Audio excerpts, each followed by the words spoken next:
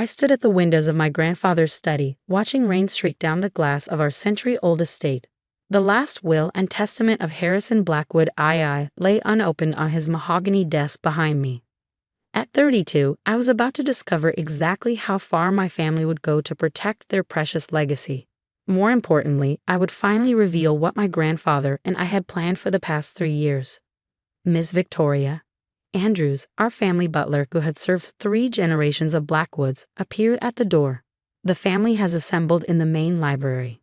I nodded, gathering both my composure and the envelope. Thank you, Andrews. I'll be there momentarily.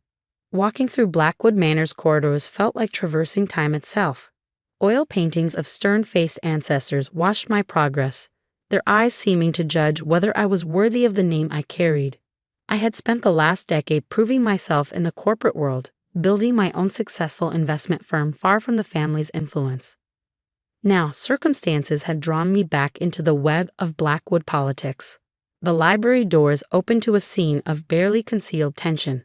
My Uncle Richard, my father's younger brother, had deliberately chosen to sit in grandfather's favorite armchair. His wife Patricia perched beside him, her perfectly maintained appearance betraying no sign of their re-day flight from London. Their son Maxwell lounged against a bookshelf, his casual pose contrasting with the sharp attention in his eyes. Across the room, my father Harrison Blackwood IV sat rigidly in a leather wingback chair, my mother Eleanor beside him. The strain of the past month had left its mark on both of them. Well, Uncle Richard broke the silence. Shall we proceed with the reading? Some of us have businesses to return to. I moved to the center of the room, feeling the weight of expectations pressing down on me. Before I open this, there's something you should know. Grandfather asked me to serve as executor of his estate. The reaction was immediate. Richard's fingers tightened on the armrest, his knuckles whitening. That's absurd. I'm the family's attorney. I've handled all our legal matters for 30 years. Nevertheless, I replied calmly, it was his explicit wish. The paperwork was filed last month. I broke the seal on the envelope, the sound sharp in the tension-filled room. The document inside was surprisingly brief for a man who had built a billion-dollar empire. I, Harrison Blackwood II, I began reading, being of sound mind, declare this to be my last will and testament. The initial provisions were standard. Charitable donations, provisions for long-term staff, specific bequests of personal items. Then came the core of the matter. The majority of my estate, including controlling interest in Blackwood Industries and all associated holdings, I leave to my granddaughter, Victoria Eleanor Blackwood. The silence that followed was deafening. I continued reading, keeping my voice steady despite the shock rippling through the room. She has demonstrated the qualities I consider essential for leading our family's legacy into the future: integrity, innovation, and the courage to stand apart from the crowd. To my son Harrison, I leave a 20% stake in the company and his current position as CEO, provided he works in good faith with Victoria. To my son Richard, I leave a 15% stake and the choice to continue as corporate counsel under the same provision. Uncle Richard surged to his feet. This is outrageous. She abandoned the family business years ago to play at being an entrepreneur. I've dedicated my life to Blackwood Industries.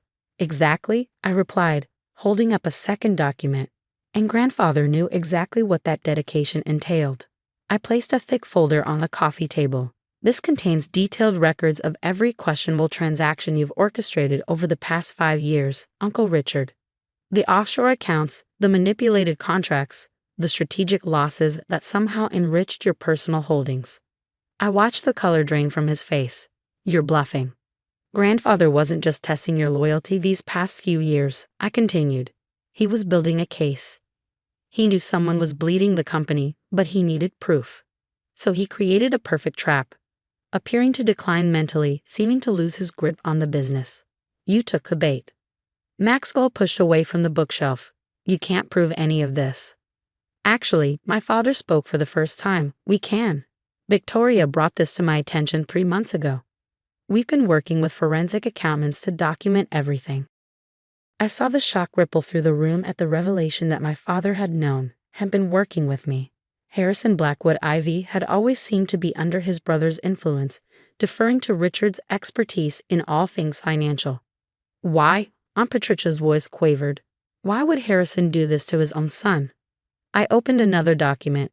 Because family legacy isn't just about blood, huh, Patricia? It's about trust, about integrity, about building something that lasts beyond personal gain. I began distributing copies of a detailed report. Grandfather spent his last years teaching me, testing me not through direct instruction, but by creating circumstances that would reveal everyone's true character. While you thought he was losing his grip, he was actually orchestrating the most important succession plan of his life. Uncle Richard snatched the report, his hands shaking as he read. This would destroy us if it got out. It doesn't have to, I replied. Grandfather left you a choice, Uncle Richard. You can accept the terms of the will, return every penny you've diverted, and continue serving the company under proper oversight. Or you can fight this, trigger a very public investigation, and watch everything you've built crumble. The grandfather clock in the corner ticked away precious seconds as Richard stared at the documentation of his crimes. Finally, he sank back into his chair, defeated. You're more like him than any of us realized. I thought about the long conversations I'd had with my grandfather in this very room, discussions that had seemed casual at the time but had actually been carefully crafted lessons. He taught me that true power isn't about control or manipulation. It's about responsibility, to the company, to our employees, to our legacy. Over the next several hours, lawyers were called, documents were signed, and the shape of Blackwood Industries' future began to emerge. I would assume control gradually, working with my father to ensure a smooth transition. Richard would remain as counsel, but under strict oversight. Maxwell, after a private conversation with me, agreed to enter a management training program, earning his place rather than expecting it. That evening, as the family dispersed to their respective corners of the manor, I returned to my grandfather's study. Andrews appeared with a decanter of the special reserve scotch my grandfather had always favored. He would be proud, Andrews said quietly, pouring 2 glasses. He always said you had his mother's spine of steel. I accepted the glass, surprised. Andrews had never joined in a drink before. You knew about his plan, didn't you? Mr. Blackwood confided in me that he was setting up a series of tests, yes. But the choices were all yours, Miss Victoria. You proved yourself not by passing his tests, but by staying true to your principles even when you didn't know you were being tested. I thought about the path that had led here. Leaving the family business to build my own company hadn't been an act of rebellion, as everyone had assumed, but a need to prove I could succeed on my own merits. Every success, every failure had taught me lessons that would now serve in leading Blackwood Industries. To the old guard, Andrews raised his glass, and the new beginning. The next months brought sweeping changes to Blackwood Industries. I introduced new technologies, streamlined operations, and expanded into emerging markets. Richard, chastened by the exposure of his schemes, became a surprisingly valuable ally once he understood that his position now depended on merit rather than manipulation. My father flourished in his role as CEO, free from his brother's influence and supported by my innovative strategies. Our partnership became the talk of the business world. The experienced chief executive and the fresh-thinking chairman working in perfect harmony. 1 year after the reading of the will, I sat in what had been my grandfather's office, now transformed into a modern command center while still retaining key pieces of its historic character. His portrait washed over me as I reviewed quarterly reports showing record profits and unprecedented growth. A knock at the door preceded Andrew's entrance. Miss Victoria, I found something while organizing your grandfather's personal effects that he wanted you to have when the time was right. He placed an old leather journal on my desk. Inside, I found entries dating back decades, documenting not just business decisions but the reasoning behind them. The final entry was dated just days before my grandfather's death. Victoria will find this when she's ready, when she's proven what I've always known. That leadership isn't inherited in the blood, but earned through character. The others see her independence as rebellion. I see it as the strength this family needs to survive another century. She'll face resistance, but she has what matters most. The courage to stand by her convictions and the wisdom to know that true power lies not in controlling others, but in empowering them to be their best selves. Tears pricked at my eyes as I read his words. He had seen my potential not despite my choices, but because of them. Every decision I'd made, from leaving the family business to building my own success, had been a step toward proving myself worthy of the legacy he envisioned. A message popped up on my computer. the announcement of Blackwood Industries' latest acquisition, a tech startup with revolutionary green energy technology. The stock price was soaring, but more importantly, the company was positioning itself to make a real difference in the world. My phone buzzed with a text from Maxwell. Just landed my first major client for the new sustainability division. Turns out earning something feels better than being handed it. I smiled, thinking of how far we'd all come. Richard had transformed from a secretive schemer into a valuable advisor. Maxwell had discovered his own path to success. My father had emerged from his brother's shadow to become the leader he was always meant to be. The rain had returned, drumming against the windows just as it had the day the will was read. But now it felt less like an omen and more like renewal. I stood walking to the window to watch the grounds of Blackwood Manor emerge from the mist. The estate had stood for over a century, but its true strength lay not in its granite foundations or iron gates. It lay in the principles that had guided 3 generations of Blackwoods, principles that would now guide us into a new era. Andrews appeared at my elbow with a fresh cup of coffee, my grandfather's special blend, which I'd acquired a taste for over the past year.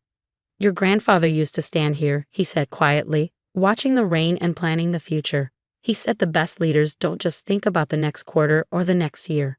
They think about the next generation. I nodded, thinking about the changes I'd implemented, the foundations I'd strengthened, the bridges I'd rebuilt within my family. He taught me that legacy isn't about preserving the past. It's about building a future worthy of it. I returned to my desk, where another acquisition proposal awaited my review. The world was changing rapidly, and Blackwood Industries would change with it, guided by the principles my grandfather had instilled: integrity, innovation, and the courage to forge new paths. His portrait seemed to approve as I began reading, those painted eyes holding the same twinkle I remembered from our many conversations in this room. He had given me more than just a company. He had given me the chance to prove that true inheritance wasn't about bloodlines or birthrights, but about the values you chose to uphold and a legacy you chose to build. As the day drew to a close and the last of my staff headed home, I remained in my office, adding my own entry to my grandfather's journal. "Today marks 1 year since you entrusted me with our family's legacy. You taught me that true leadership isn't about wielding power, but about using it to empower others. Every decision I make honors that lesson, building not just a stronger company, but a stronger family. The others finally understand what you knew all along, that our greatest inheritance isn't the wealth or the property or even the company. It's the wisdom to know that real success comes not from what we take, but from what we give back to the world."